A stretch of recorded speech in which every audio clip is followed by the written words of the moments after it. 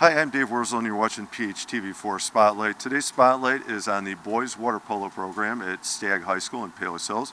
With me today, I've got head coach Dennis Heron on my right. Dennis, thank you for being here and finally showing the proper respect by dressing for the occasion. You seem a senior on the team is here with us also, and we're going to we're early in the season, so this is kind of how the season's going and a preview of the early part of it. Coach, before we talk about your season, can you talk about your background as a teacher and coach at Stagg first? Yeah, so I've been here for 5 years, and I teach math here, and then ever since I got here, I've been coaching girls swimming and boys water polo. I also coached boys swimming before as well. I've been the head coach for these past 5 years for both the sports, and in doing so, we've seen a lot of ups and downs. You know, COVID brought some hard times on us, but our program's growing and things are doing a lot better. I've played all these sports myself. I did water polo in college, so I'm very familiar with the sports. All right, well, good. Congratulations on that haul. Yeah, I hope things are drifting towards the other side of the what you had to deal with during the pandemic. Yeah. That you're getting kids back and the program's growing just the way you said. That's awesome. You seem. How about you on the team? You're a senior. What position do you play? I'm a goalie. Goalie. All right. Pressure position. I've seen what that looks like. It's a great sport. So how about for you, but also for the team? I know you've had a few matches so far. How have you been doing? Honestly, we've lost every match, but we've had some really close ones. So I think in the future, we're going to do well. Good, and Coach, I'm going to ask you to speak to that as well, because it is kind of a big factor. How do you respond, especially if you're losing or you've lost a few, but they're also close? Because obviously those are easy to flip the other way, and everybody's happy, and you learn from them. So how's your take on the early part of the season, and then what does it look like going forward? Yeah, it's difficult when you lose a couple of tight ones. We've lost by 1 goal 3 different times.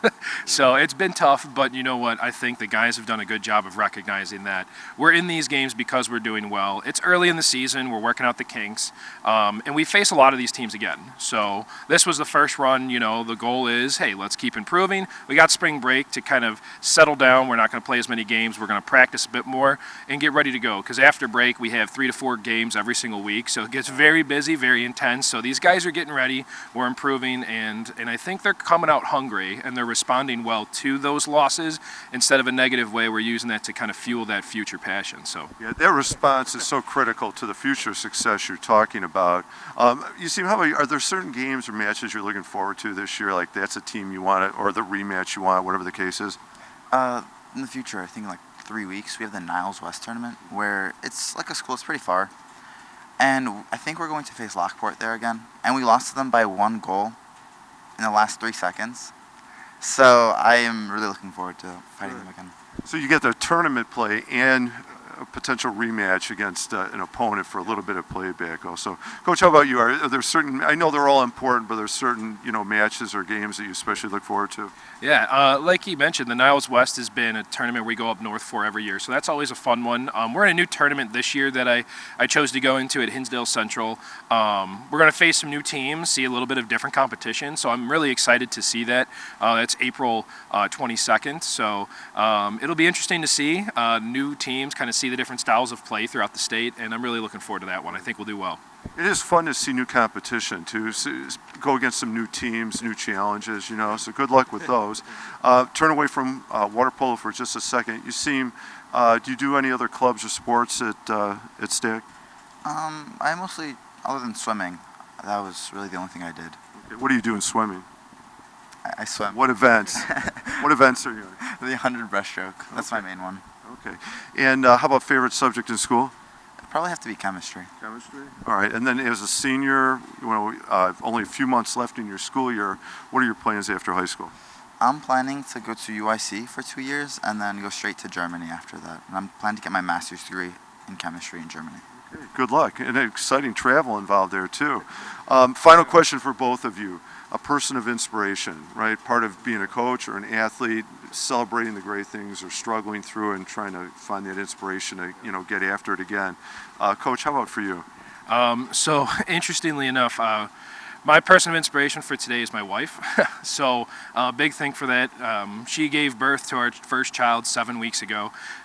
So she has been through a lot, and she has recovered really well and has been stronger than ever. And she's at home with him, taking care of him right now. And her strength is unbelievable, because I know when I have to take care of him, I don't have quite the same mental fortitude. So she is definitely inspiring me right now with her ability. Congratulations to you and your wife, and a shout off to Mrs. Heron. I mean, that's awesome. You look rested, oddly enough, or good acting, all right, or maybe your wife is showing that, but no, congratulations on the baby, and shout out to your wife on that. Yasim, how about you? For me, that's my person of inspiration would definitely be Coach Heron. I've been on the team all 4 years, and freshman year didn't really count because of COVID, but every year, Coach Heron was always just inspiring us, encouraging us to do better. We were there when he got married, not there, but we were there the year he got married, and the year he had his first child. So, and I guess that's not really important, but I don't know. He's always just the way of his coaching style, right. Everything he does. I don't think I would have done club. I wouldn't have done anything. I wouldn't have really gotten into polo if it wasn't for Coach Heron. Wow, congratulations to you. Nice shout out from Yasim to you. And yeah, also, part of that journey, right? I mean, even though, teacher, coach, but you have a life, and they've seen you move through some milestone events, it sounds like. Well, thank you, Yasim. Thank you, Coach Heron. Good luck this year, guys. I wish you the best, and hopefully, some big wins and a few paybacks coming up, right? Yes. Okay. All right, I'm Dave Wurzel, and you've been watching Spotlight. Today's Spotlight has been on the boys water polo program at Stagg High School. Thank you for watching.